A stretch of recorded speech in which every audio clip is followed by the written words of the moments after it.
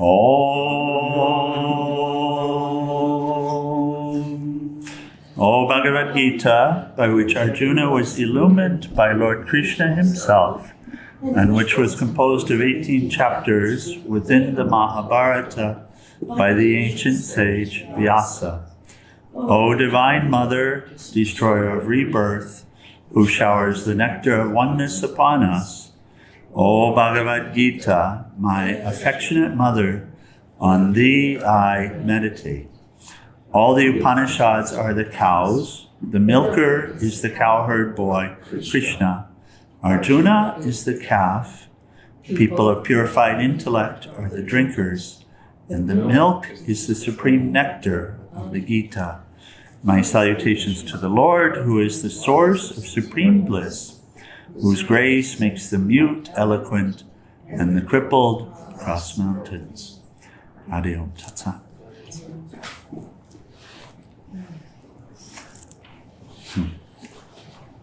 Okay, we continue with the nature of nature and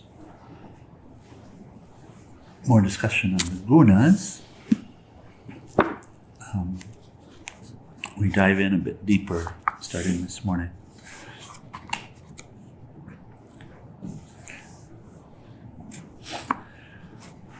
So we had a good discussion yesterday morning about the binding nature of the gunas, right? And how we get caught with the different gunas. And it's not true that the gunas themselves are the issue for us. It is that because of the qualities and the relationship that soul has with the field, it's easy to get bound in them. But also this binding is not a real binding, right? It's not a real binding. That is, it's kind of like tying your shoe up in that you can tie it and then you can untie it. And so we were discussing yesterday some of the approach to untying as well. Okay, so here, more discussion. Sattva leads to happiness. This is number 9. Sattva leads to happiness, rajas to action, O Arjuna, while tamas, verily shrouding knowledge, leads to heedlessness. We know what the word heedlessness means? Reckless? Yeah, very good. Thank you. Recklessness. So doing the wrong thing or not doing the right thing. Now, sattva arises, O Arjuna, having overpowered rajas and tamas. Now, rajas having overpowered sattva and tamas. And now tamas having overpowered sattva and rajas. So he's talking of the cycle and how it is that one of the qualities will, as it were, rise up and overpower. You know, probably the easiest way to see this, Umadevi, I saw it happen yesterday evening. You were very attentive, you were there, and then tamas just overpowered the other. Did you notice that? Yes. Yeah. So, and it's not something to feel bad about. We're learning this, right? And you want to be able to see it. And then recognize what to do with it. Do I need to really cultivate rajas right now or sattva right now and come back out of this? Or is it time to rest? Like this. I was actually thinking that came out of nowhere. It did. It was like you were there and then... And so it's often a very quick shift, just like this. So we can be lying in bed and tamas is dominant and there's an idea about continuing to lie in bed and then all of a sudden, no, I'm going to get up right now and do this, this, and this. And that's rajas overpowering, as it were, the other two. So you have the ability to cultivate, and you have the ability to catch these shifts and forestall it. For example, when tamas is coming, you have the ability to get up and walk around and shake it off, right? Literally, like shake it off. Yes. Yeah. But it's bound to come back.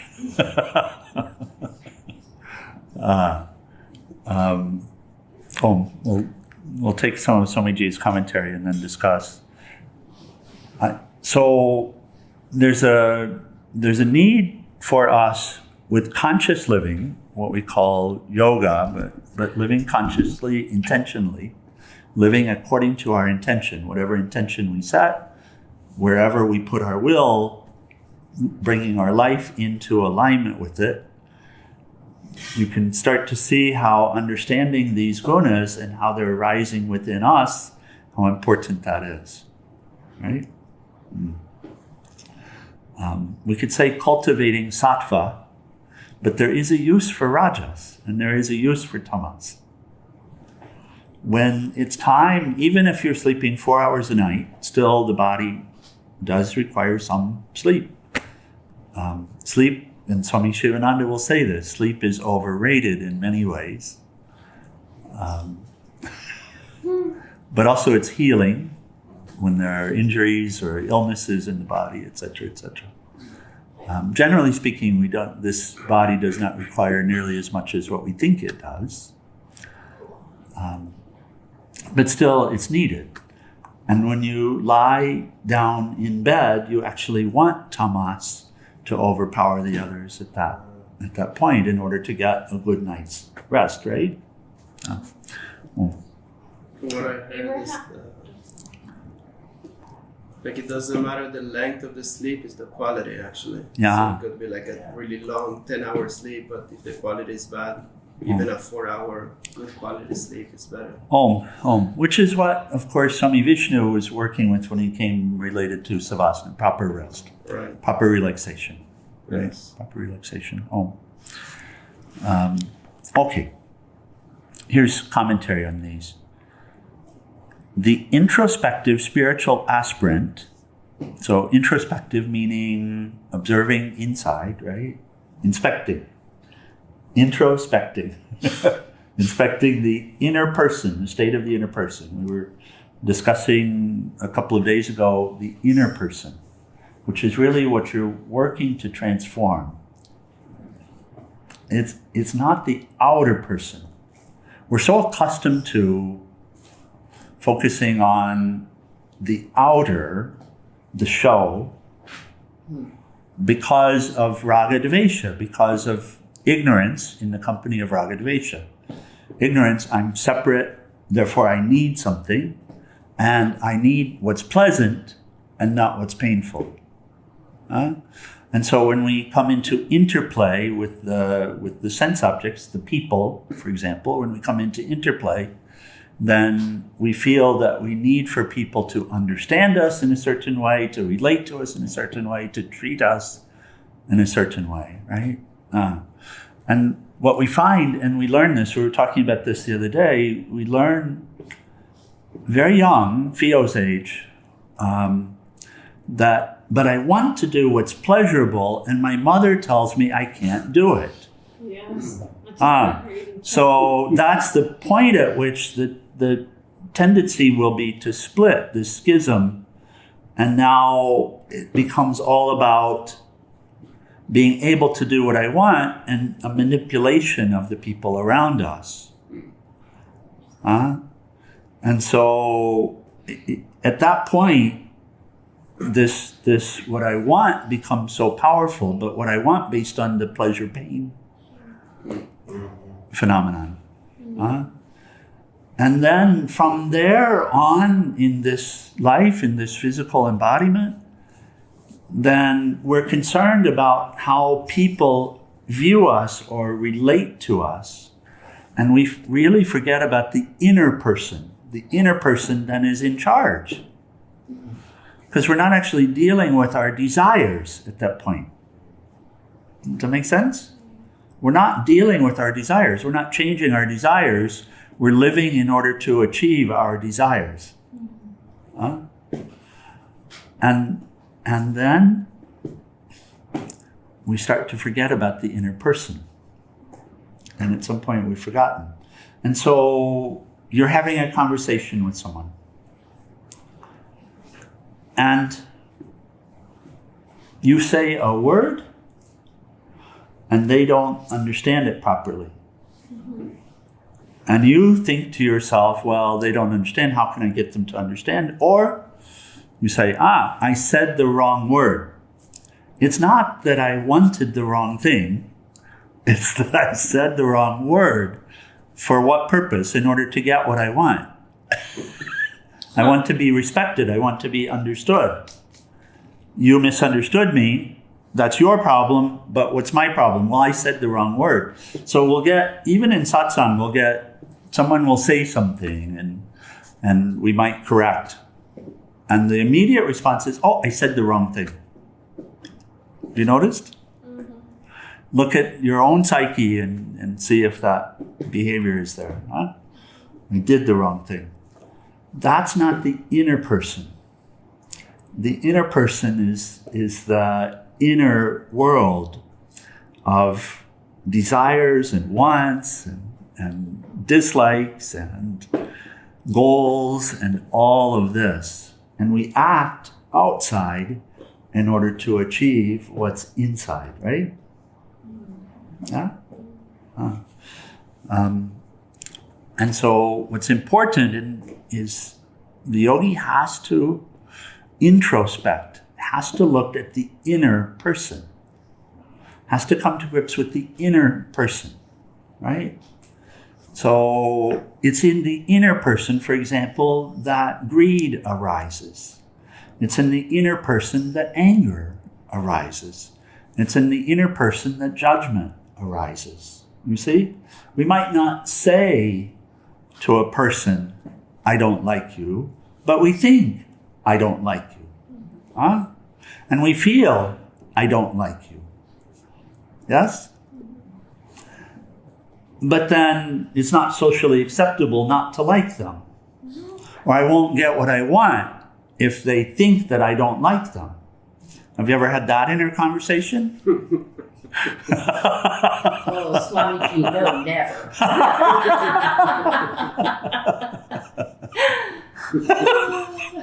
Oh my God. This life. So that is the inner person. And this introspection is to look into the inner person. It's not actually to look at the soul, although there is that practice as well. It's to look at the inner person, the wants, the desires, the feelings, everything that's arising within, and understand it. And the more we have the ability to understand it according to the gunas, then the more clarity we have and the ability to use the tools in order to cultivate an inner person that will lead you to what you're seeking, or an inner person that will be of benefit here in this plane. We want more tools. Need more tools. The tools are not hard. There are tools everywhere. Introspection is the demand. The ability to recognize what you're dealing with, what you, soul, are dealing with. What is this container that you find yourself in? What is its nature? Where does it have beneficial practices and where does it have binding practices? Like the croissant story, the French bakery story the other day, right? Just thinking, I found like a desire, if it's a strong one, just the thought of it, or just kind of the initial engagement, even if you're not continuing with it, sitting at the back of the mind just is such a huge distraction and a lack of serving. And that's all the inner person. That's all the inner person. And that is rajas or tamas, depending. You're not learning this in order to name them, but you're learning this in order to work with them and to cultivate inner clarity. Cultivate inner clarity, where on the inside there's not a confusion any longer. Sometimes it will still come. Tamas will still overpower. But sattva is clarity, an inner clarity. Clarity of what? What to want. What to desire. What is a beneficial intention? What is my goal in life? What is the role that I'm playing? How can I play the role well? You see, these are the questions for the person that are really preparatory to success in spiritual life. And they support spiritual life. They're part of the person's psychological growing up. What is beneficial to think?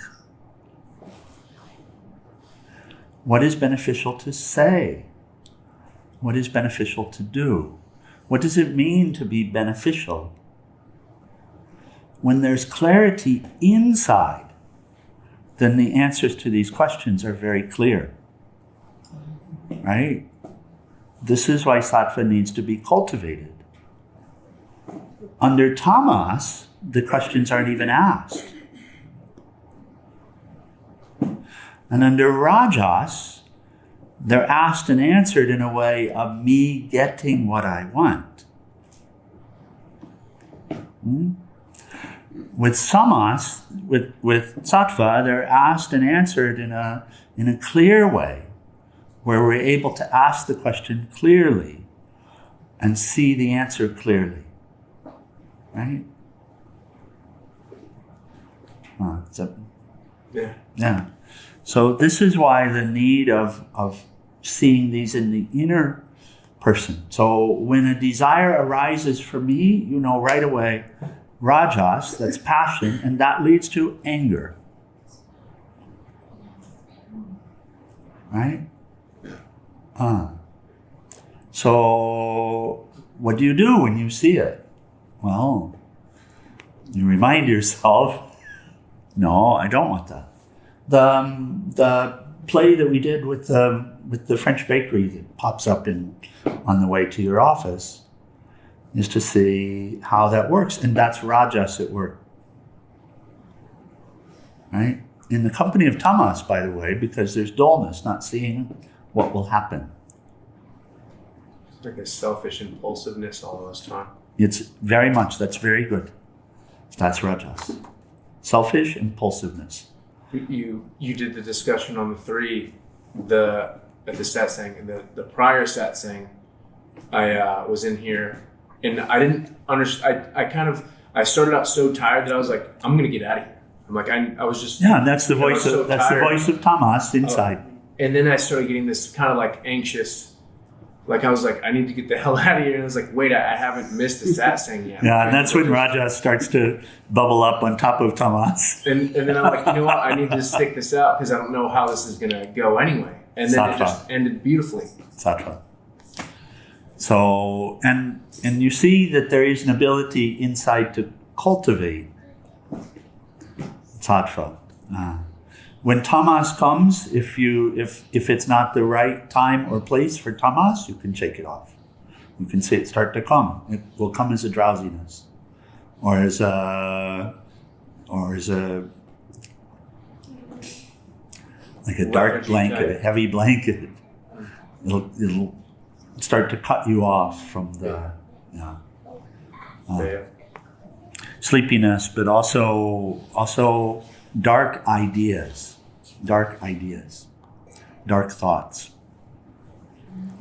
that will arise. That's also tamas. So here, beautiful discussion related to this from Swamiji. He says, the introspective spiritual aspirant is amazed, shocked, and terrified when he discovers that in spite of himself, his moods are continuously changing. Now he's happy, now he's restless, now he's lazy. Now he's wise, now he is passionate, now he is idle. How is it, he wonders, that in spite of being one whole, I am sometimes holy, sometimes human, and at other times beastly? When he is advanced enough in meditation, and when he has developed the witness consciousness, he will realize that these passing moods need not necessarily affect him. that they do not belong to him, but that they are the triple streams of sattva, rajas, and tamas, part of the divine nature, which merely cast their shadows on him as they march past. What is a personality if the wisdom, the dynamism, and the stupidity it has are all removed? You see, a person is made of these also. All of us, the greatest of saints and the worst of sinners, are subject to these three qualities, though the proportion may vary. And the one that you would call good or the one that you would call bad are different only in the proportion of these three qualities in the personality. So the one that you would call stupid or dark, and I would hope we wouldn't do that, but in the inside that judgment will come. And that one has a predominance of tamas. And the one that you would call a real go-getter is a predominance of rajas. And the one that you would call a saint is a predominance of sattva. So still the three are there. Can you, sometimes it helps in the animal kingdom to see these qualities. So I'll ask you, can you name an animal that you would say is primarily tamasic? Sloth. A slug. That's very good. A slug. And? Oh, sloth. Sloth, yeah. Okay, very good. Rajasic? Tiger. Tiger. Yeah, especially when it's not sleeping, it's on the prowl, right? Very good. Sattvic? Hummingbird. Hummingbird. Hummingbird looks rajasic to me, but okay.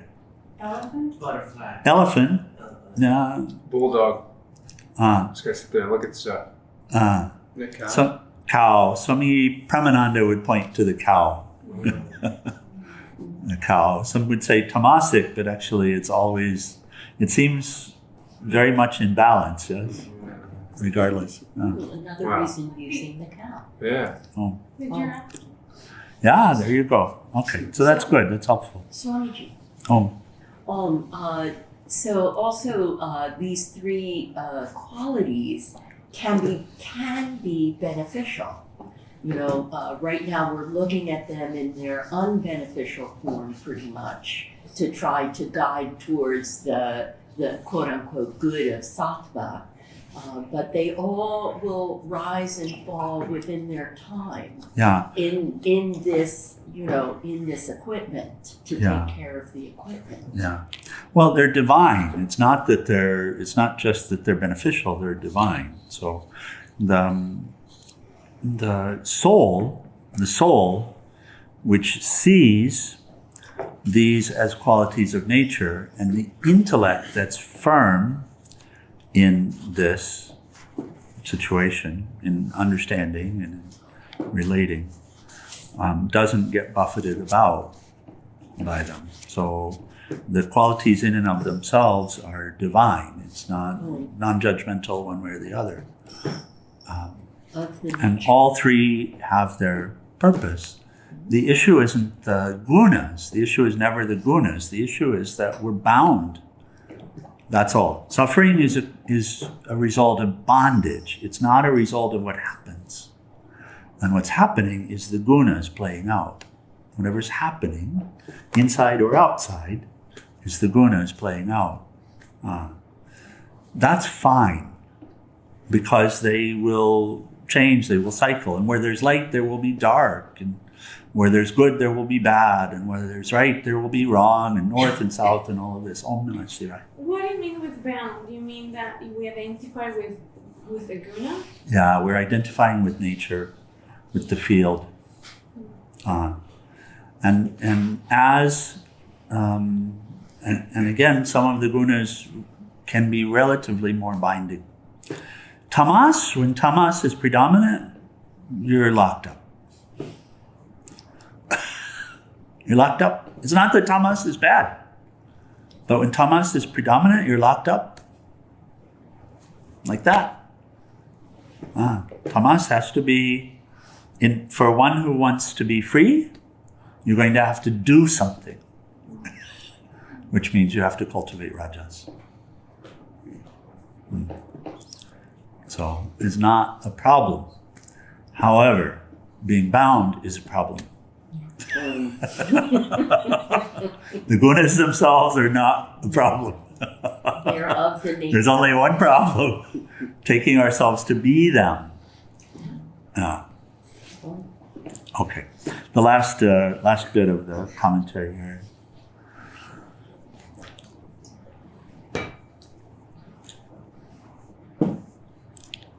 Here's what's up. He says, all of us, the greatest of saints and the worst of sinners, are subject to these three qualities, though their proportion may vary because we're part of nature. However, in ignorance, we superimpose their effects upon ourselves. Umadevi, meaning to superimpose the effect on ourselves, means to take ourselves to be them. To take ourselves to be this body or these thoughts or these desires, anything that's arising. That's ignorance. That's avidya. And that's what's needing to be broken. That cycle is what's needing to be broken. And we cultivate sattva only to be able to see it more clearly and to deal with it more clearly in a more straightforward manner. Even though these qualities may obstruct the vision of the true self, they do not affect or alter it. The soul is ever pure, unaffected by any of the three qualities of nature. This is the fountain source of the sage's strength. If a colored object is placed near a crystal, the crystal appears to undergo a complete change. Yes, you've seen, yes? In fact, it remains unchanged in its essential nature. And the same is true for soul. A clear understanding of this truth frees one from fear, grief, and delusion, and throws open the path to redemption. Hari Om Tat Sat.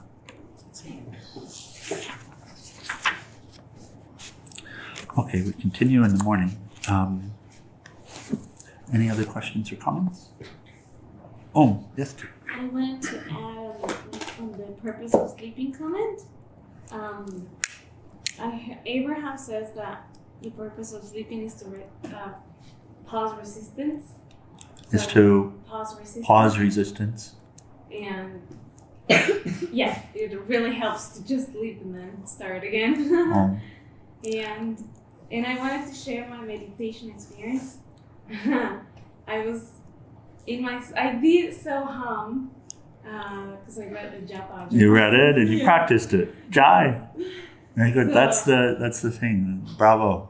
It was very, very nice. I recommend because it was very. Well, we'll do it together because you're working on it. I want. Well, let's see. Continue, okay. Please share the experience. So as I was doing that, and my mind was in the Soham, I saw in this little piece of hall in between as a person with white, everything like a blanket and a thing white on the head walking by, and I thought, I've never seen that person before. And then I heard your voice say, this is your opportunity to be grateful to see God in that form too. And then I realized, oh, it's a spirit. And that made me think of the gunas. It's like, oh, is there, you just integrate the gunas are in the astral too. Yeah, of course. Astral is really where the gunas are beginning, as it were. So, and white would normally signify sattva. Yeah, I felt good. Yeah, so sattva. So, yeah, Jai, very good. Thank you. Thank you for sharing. I still think though, letting go of fear, I could totally understand every aspect except for like being eaten by an animal. I would think that would carry over even. Well, if you're identified with the body, then it would. If you're not identified with the body, then that fear goes away. But even then, the pain would be unbelievable. If you're not identified with the body, pain comes and goes. This is our experience here. Pain comes and goes. I mean, it does. Yeah, once it's It over, does, doesn't it? oh, Yeah. So if you know that what comes goes, why, what's the big deal? Yeah. And if you know what goes comes, what's the big deal? Yeah. Soldier on bravely, dear hero. Just do what is to be done and accept what comes, because it comes and it goes, everything. Even the gunas, even this interplay, it comes and it goes. And yeah, that's it. And then the animal, well, if I'm standing in front of that animal, and that animal is in a particularly rajasic state, so long. Sing whatever name of God you have. Yeah, chant the mantra. But of course, we're never this body. Yeah. Of course, we're never this body. So who's eating who? I had a teacher who said, we're all food. It only matters which side of the fork you're on. That's it. That's it. Oh. That's a beautiful. Yeah. I mean, who is eating who here? Krishna is eating himself. Right. Regardless, all the time. You have a fork in your hand and Krishna is eating himself. You're in front of the lion and the lion takes a bite, Krishna is eating himself. Time is eating. There's not something else happening here. Okay, let's close. Oh, that. Yes, dear. So when you told me that really made me relieved when I went vegan, strictly vegan for a couple years. Yes. But I did it for the guilt of it. So when you told me that, I was like, let me let go of the guilt. Yeah. And then Good. just have a different mentality. Good. Oh. Good. You know, the yogic diet has to do with an understanding of the gunas and wanting to cultivate sattva primarily. That's the reason for the yogic diet. It's not something other than that. Many people will say this or that, but and guilt is tamas. Not clarity. Okay, page 174.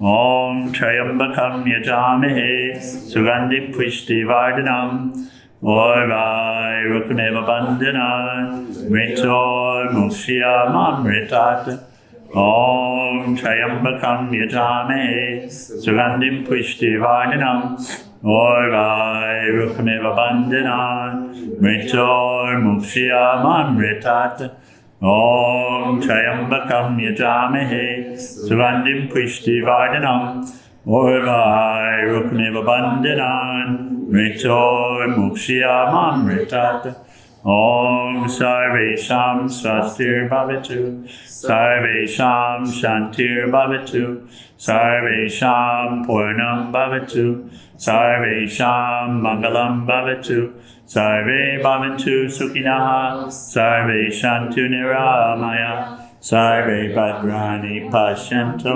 Makashi Dukhabhag Bhave Asuto Ma Satgamaya Tamaso Ma Jyotirgamaya Mritor Mahamritam Gamaya Om Purnamida Purnamidam Purnamudashyate Purnasya Purnamadaya Purnameva Vasishate Om Shanti Shanti Shanti.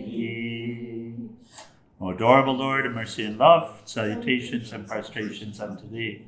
Thou art omnipresent, omnipotent, and omniscient. Thou art Satchidananda. Thou art existence, knowledge, and bliss absolute. Thou art the indweller of all beings. Grant us an understanding heart, equal vision, balanced mind, faith, devotion, and wisdom. Grant us inner spiritual strength to resist temptation and to control the mind. Free us from egoism, lust, anger, greed, hatred, and jealousy. Let us divine virtues. Let us behold thee in all these names and forms, Let us serve thee in all these names and forms. Let us ever remember thee. Let us ever sing thy glories. Let thy name be ever on our lips. Let us abide in thee forever and ever. On Lord Sakuru Shivananda Maharaj Ki, Jai. and for all the saints and sages of all the traditions. Jai. That's right, for our tea.